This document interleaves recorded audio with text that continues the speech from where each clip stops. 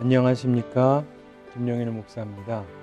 오늘은 에스더서 2장 19절부터 3장 6절의 말씀을 통해서 보상을 늦추시는 하나님의 뜻이 있다, 이런 제목으로 하나님 말씀 나누도록 하겠습니다.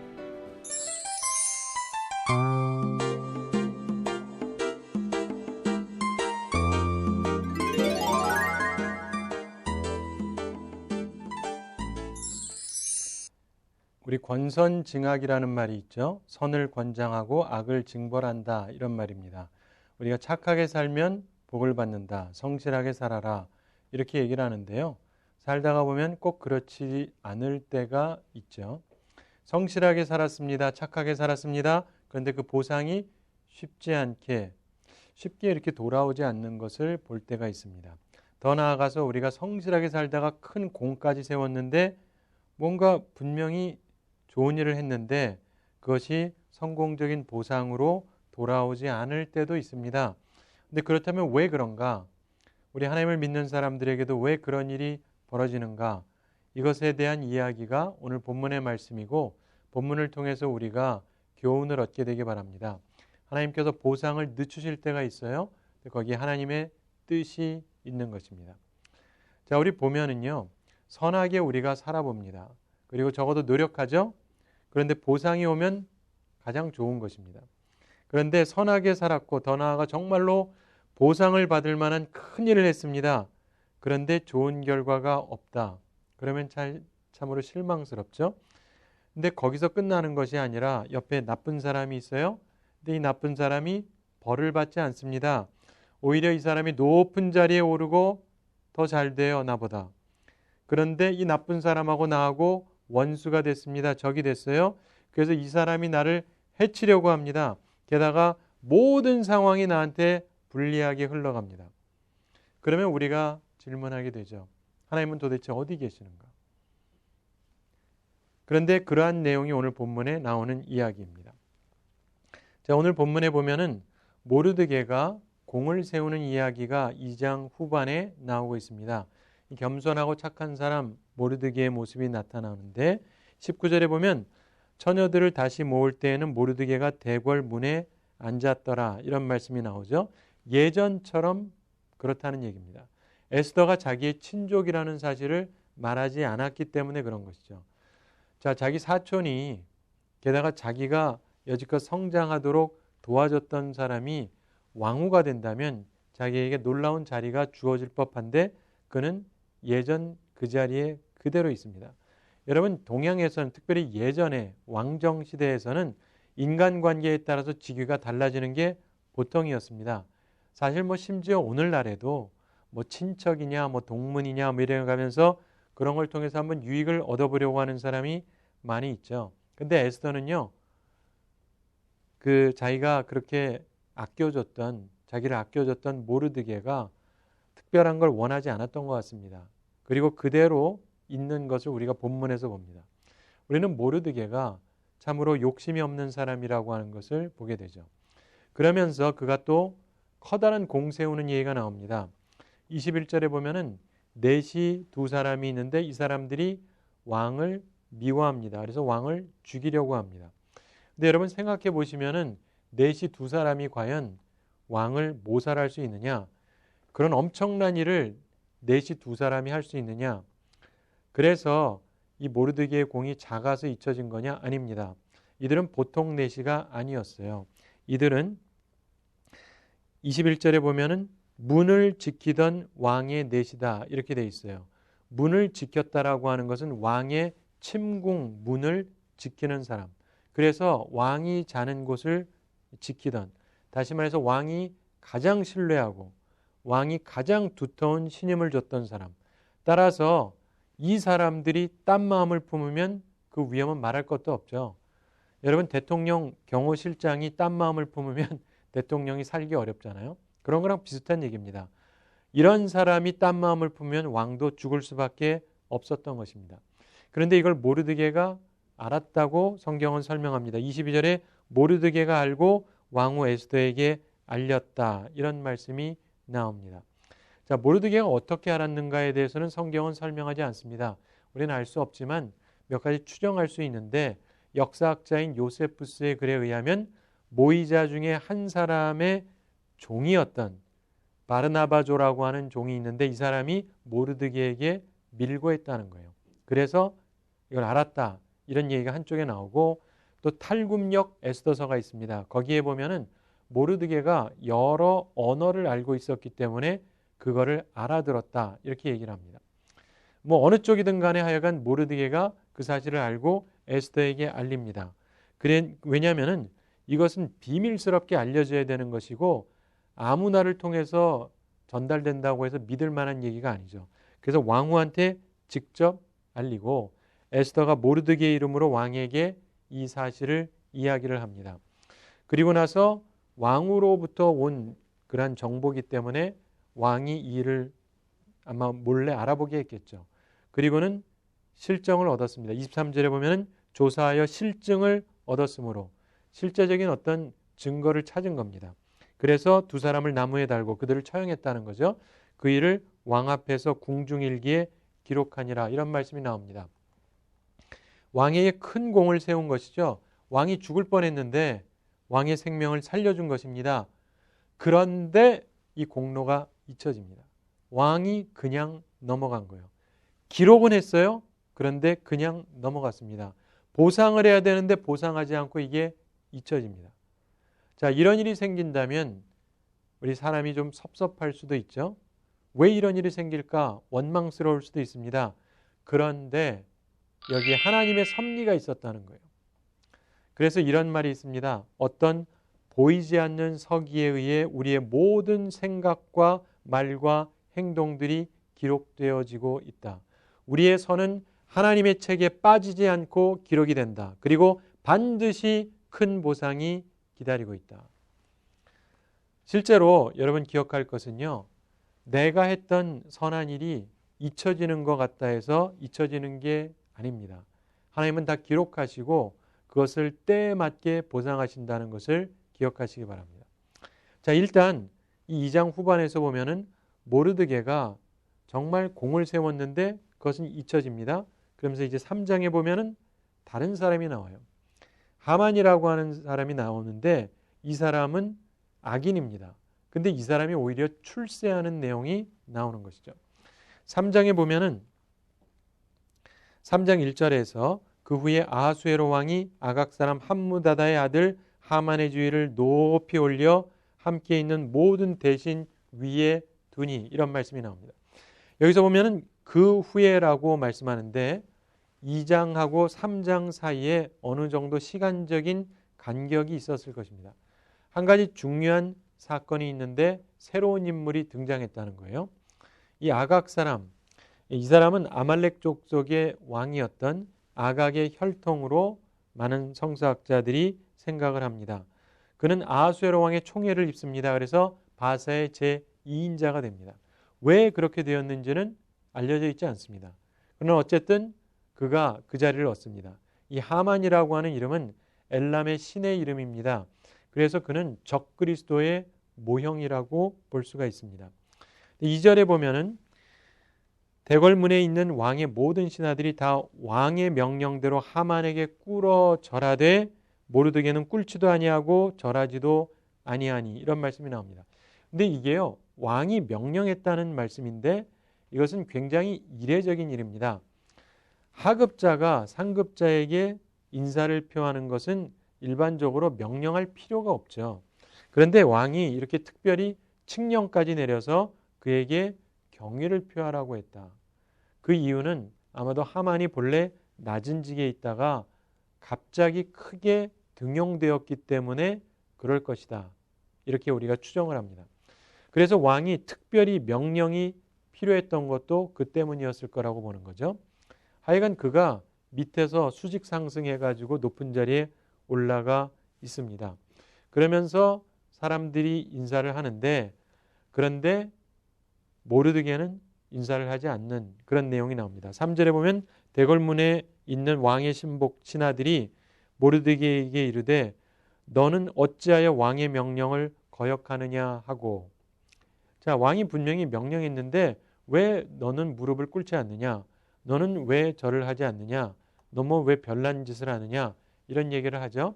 그러면서 4절에 보면 날마다 권하되 모르드게가 듣지 아니하고 자기는 유다인임을 알렸다는 얘기가 나옵니다. 매일 얘기합니다. 그런데 안 듣습니다. 그러면서 자기는 유다인이다 이런 얘기를 합니다. 무슨 말입니까? 자기가 그러는 이유가 다른 이유가 아니라 나는 유대인이기 때문에 그럴 수밖에 없다라고 설명합니다. 그래서 자기의 신앙 때문에 이건 할 수 없다라고 얘기를 하는 것이죠. 근데 사람들이 그걸 또 보고는 또 모르게 일이 어찌 되는지 보고 싶어가지고 고자질하는 사람이 생깁니다. 4절 후반에 보면은 어떻게 되나 보려고 하만에게 전했다 이런 얘기가 나옵니다. 그의 이야기를 듣고 하만이 화가 났습니다. 그러면서 하만이 이 모르드게만 죽이는 것이 아니고 이 모르드게의 종족 유다족을 전부 멸해야 되겠다 이런 악한 생각을 합니다. 그러면서 모르드게만 죽이는 것은 너무 가벼운 것이다. 부족한 것이다. 이렇게 생각을 합니다. 여러분 사람이요 분이 나면 잔인해지고 그렇게 살아갈 때가 많은데 우리들이 살아가면서 분노에 따라서 움직이지 말아야 됩니다. 그러나 어쨌든 이 하만은 분노에 의해서 이런 일을 하게 됩니다. 자기가 높은 위치에 올라갔으면 조금 넓은 마음으로 지나갈 수도 있는데 넓은 마음으로 지나가지 않는 것을 보게 됩니다. 우리는 이걸 보면서 생각할 게 있습니다. 나쁜 사람하고 경쟁을 했는데 실제적으로 패배한 겁니다. 모르드게하고 하만하고 사실상 지금 이 싸움에서는 초반에 모르드게가 지는 것처럼 나오죠. 자, 이 모르드게하고 하만이 왜 앙숙이 되었느냐? 하만은요 아각 사람입니다. 그래서 역사학자 요세푸스가 얘기합니다. 그는 아말렉 사람이었다고 얘기합니다. 아마 아각의 후손이었겠죠. 이 아각이라고 하는 이름은 아말렉 방백들이 지니고 있었던 일반적인 이름입니다. 그래서 모르드게는 신앙의 원칙을 고수했던 건데 첫째 어떤 인간에게도 지나친 존경을 품는 것은 옳지 못하다. 게다가 두 번째 아말렉 사람에게는 더더욱 그런 영예를 줄 수 없다. 이러한 신앙의 자세를 갖고 있었던 것입니다. 꿇어서 절한다. 이것은 이 파사의 풍습에서 신에 대한 종교적 경배를 뜻하는 것이었기 때문에 그는 더더욱 하지 않았습니다. 여러분 우리나라가 일제시대에 신사참배 안 했던 것하고 비슷하다고 볼 수가 있습니다. 특별히 하나님께서요. 출애굽기 17장 16절에 보면 하나님께서 말씀하시기를 그 아말렉하고는 더불어서 대대로 싸우리라고 말씀하셨습니다.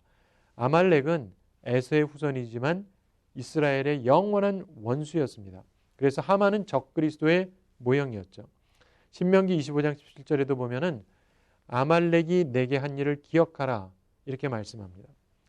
그런데 여러분 잘 아시는 대로 기스의 아들이며 베냐민 사람이었던 사울 왕 그가 아말렉 왕 아각을 살려줬다가 책망을 들었습니다.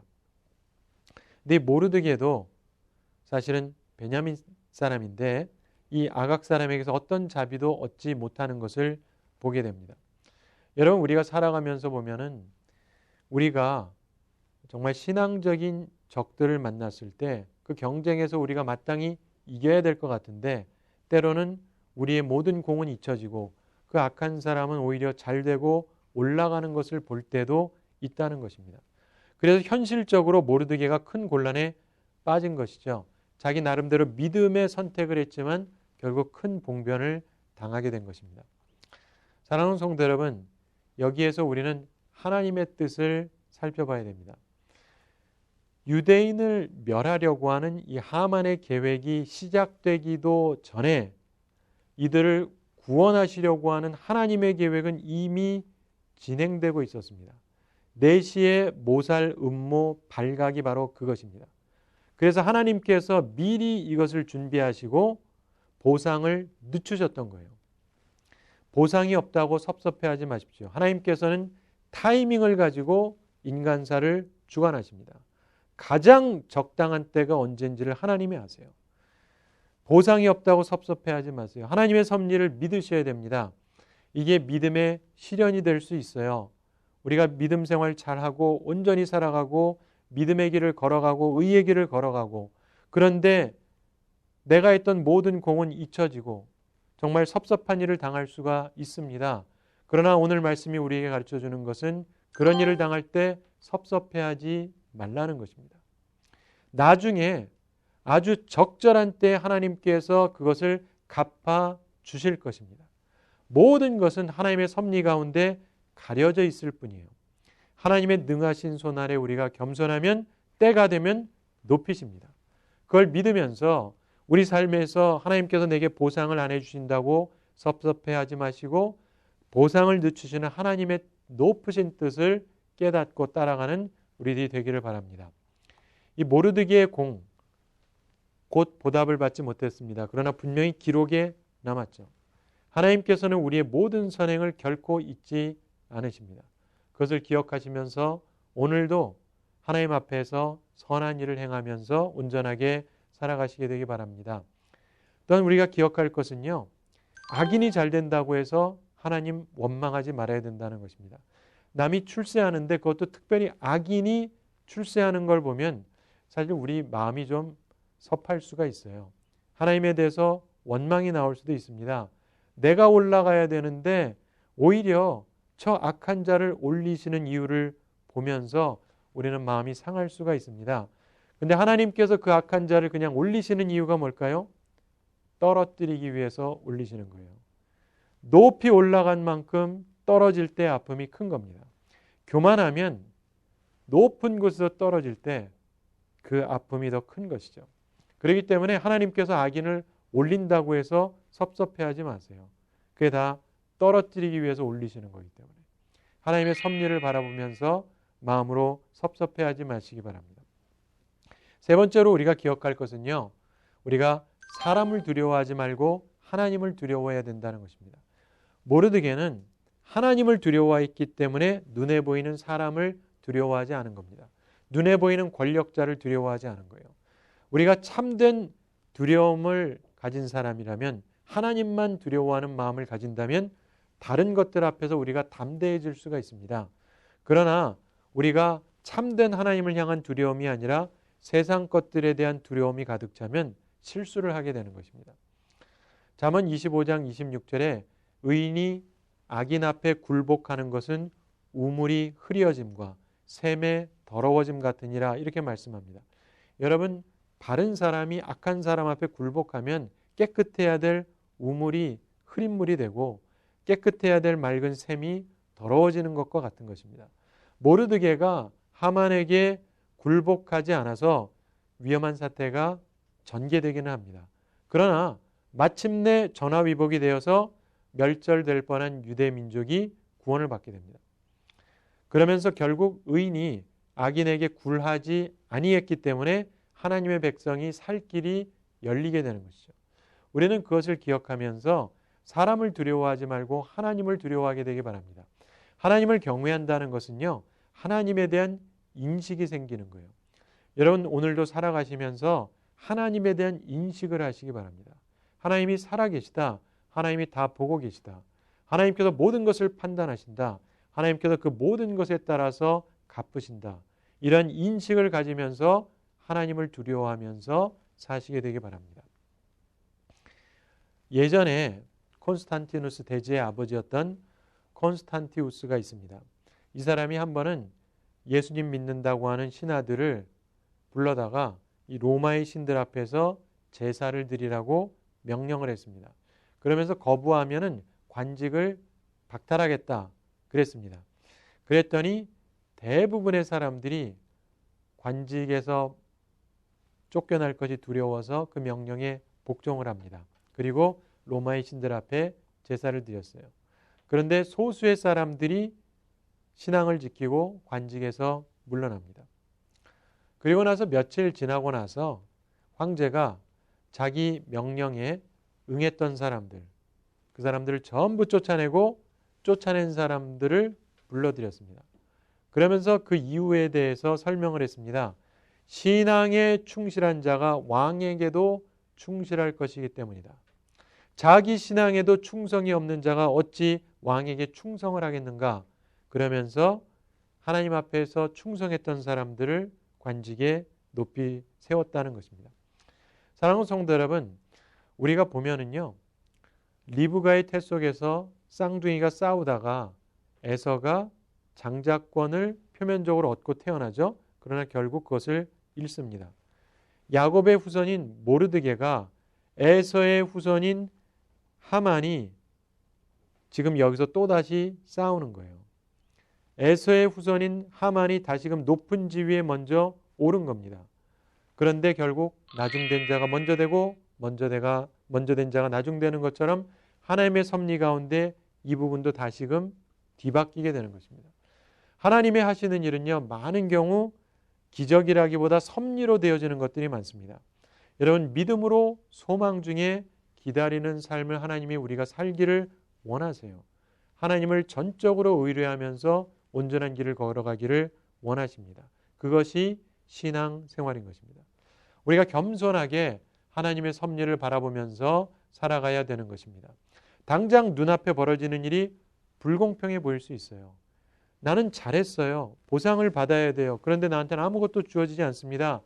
옆에 잘못한 사람이 있어요. 그런데 그는 올라갑니다. 그런 것을 보게 될 때 우리는 하나님께서 공정하시지 않다라고 느낄 수가 있어요. 표면적으로 그렇게 보이는 게 사실이니까요. 그러나 하나님께서는 기묘한 시간에 모든 흐름을 뒤바꿔 놓으십니다. 그래서 항상 하나님을 바라보세요. 그리고 하나님을 믿으세요. 그리고 조급해하지 마세요. 그리고 인내하면서 기다리시게 되기 바랍니다. 믿음의 사람은 때가 될 때 반드시 하나님의 은총을 보게 될 것입니다.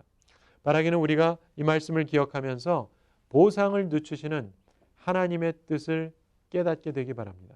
그리고 하나님께서 우리를 향해서 다스리시는 다스림을 따라 살아가고, 그래서 하나님께서 주시는 은혜 가운데 거하는 우리 모두가 되기를 바랍니다.